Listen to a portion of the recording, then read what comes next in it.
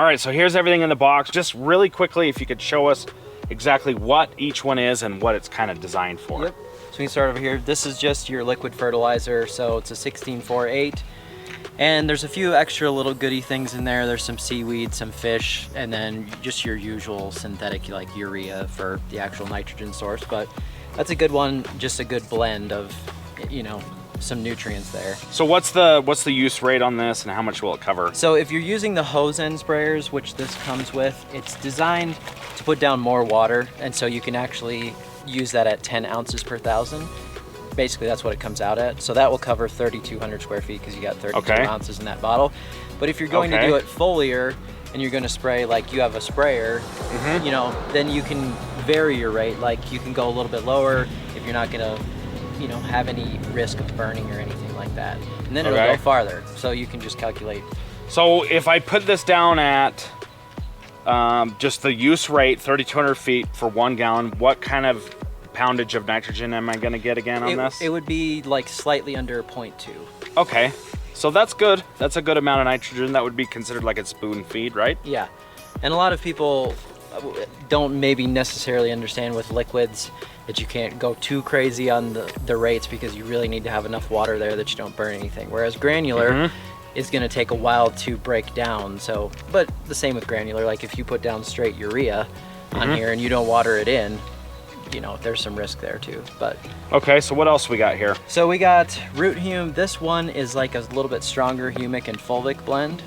So those are a little higher. The humic's 8% and the fulvic is 4%. So that one's just slightly higher on that than this one, which is humic and fulvic as well. But that's a little lower rates on those and then has kelp added to it. I love the kelp. It is some good stuff. Yep. And then this is Lawn Energizer. This one is a micronutrient blend, so a little stronger iron, and then you got some manganese and a few other micros in there too. So do any of these other ones have iron? No, no so iron. This is the main iron, and this one will do your green up. Yep. Help with greening up, and then no nitrogen, so you're kind of getting a little green up and then no surge of growth. Yeah, there's a touch of nitrogen in this one. Just they've found that adding nitrogen with when you're applying iron, just a small amount of it can actually help those things kind of work together. Well, I just want to show us something a little bit different. Ryan has showed on his channel several times how to do it with the hose end, but I just want to try it with this sprayer here because I know how to get really good even coverage with this. I know how much water this thing puts down per my given rates. I'm really comfortable with this, so we're gonna do it this way. So let's get the hose out, fill it up, and add it, and let's do it. So I got the sprayer filled to about 10 gallons of clear water. And then what do we got here? We've got that soil hume, which is the one with kelp. So kelp and seaweed. We're gonna put this in here. Yep. Do these have seals on them? Yeah. They do, yeah. And Connor said to me, can I put this all down at the same time? And I said, I don't know. And he's like, dude, I'm the lawn rebel. I'm gonna do what I want. And I said, yeah, I know that. Yeah, it's true. I did want to put all these down once. So you take the seal off and then you just throw it. Okay. Okay, so we got this one is the 16-4-8 nitrogen. So and then this one's the seaweed, humic, and fulvic. I love the seaweed. It's some good stuff. The kelp. One of these fertilizer bottles here covers 3,200 feet, and I'm doing 8,000. So that's why we're putting 2 bottles down. So if your lawn's smaller than this, if you only have like 5,000 or 3,000, you would really only want to put down, what, 1 bottle. And that's going at the higher rate too, which you'll just need to make sure you get some water on it later. Do not forget to water the lawn after you put down these products, especially the old, the nitrogen product. So Ryan made a big fat mess on the sprayer. I like to fill up these bottles like this and then just rinse them out so I can get my maximum value for my money. These are pretty clean. Yeah, those other ones are good. I just find the humic ones kind of stick to the bottle. They and do.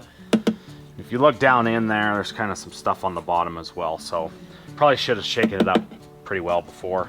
Well, after it was sitting out on your porch all winter, you don't really know exactly what happened. Except Yeah, that's true. A lot of freezing. I don't want to hear it.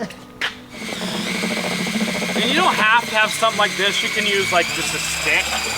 That's good. Okay, so that's pretty much all we're putting in there. I normally like to throw a little of this and a little of that in there as well, but since he's here, he's a rule follower. We're gonna do it his way and not my way. Which I don't necessarily love his way, but that's okay. He follows all the rules, so if you want to do it right, do it his way. You don't necessarily is an understatement. Yeah, that's true. All right, so I always like to start over here. For some reason, I start here and then I work my way this direction. I've sprayed this lawn a lot of times with this setup, so I know exactly how to do it. And you can see the lawn stripes. We mowed this yesterday, and oh my gosh, they look fantastic. And if I was to kind of go in this direction, they would serve as a good guide on where I'm spraying and where I'm not. But I've done this a lot, and I tend to use the tire marks to know where I've sprayed and where I have not. I guess I could try some of that marking glue, that stuff that one guy uses to, oh yeah.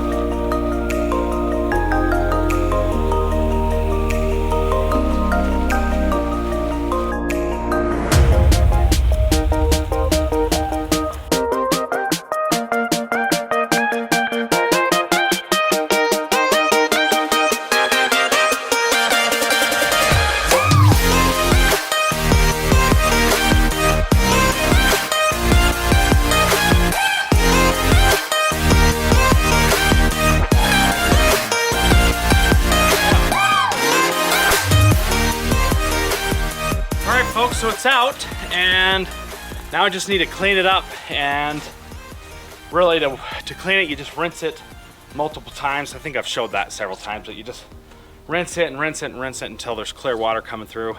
That was quite easy to do, and we'll have to see the results of that stuff, but I know the results will be good because it's humic acid, fertilizer, basic stuff. Kelp and seaweed, so that's good stuff. I'm really happy with that. I'm gonna let it dry for about an hour until it's completely dry, and then I'm gonna kick on the sprinklers and water it in, because you are putting down foliar applied nitrogen, and you will get tip burn if you're not careful with a foliar applied nitrogen application, right? Yep. So that's it, guys. I had this fellow, Mr. Rayn Knorr, to help me kind of get that product down and explain to it. I've kind of been a little bit hesitant to put it down because I didn't really know what to do, but we got it down with his help, and I want to thank him for coming out to the house. We had a great time. Yes, we did. He was here for the 4th of July. We watched the fireworks on the lawn here. They were right over there. We went out on the lake. We actually allowed people to sit on his yard for fireworks. Yeah, probably like, what, 30 people? Yeah. Maybe 40.